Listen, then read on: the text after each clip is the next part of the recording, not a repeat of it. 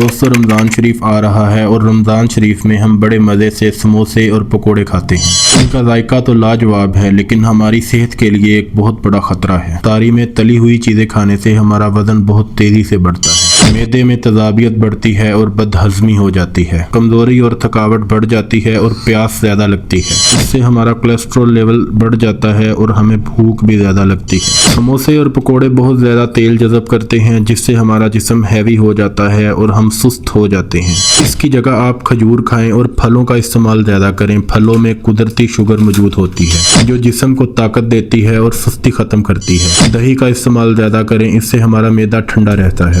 آپ چنا چاٹ استعمال کر سکتے ہیں، اس میں پروٹین اور فائبر کی مقدار زیادہ ہوتی ہے۔ سموسے اور پکوڑے کھانے کی بجائے آپ گھر پر ایئر فرائی رول بنا کر کھائیں، اس کی ریسپی آپ انٹرنیٹ پر دیکھ سکتے ہیں۔ اس کے علاوہ آپ لیمو پانی بنا کر پئیں۔ صحت مند زندگی گزارنے کے لیے زیادہ سے زیادہ ورزش کریں، مناسب خوراک کا استعمال کریں اور صحت مند زندگی کا مزہ لیں۔ Follow us for more information. Thank you.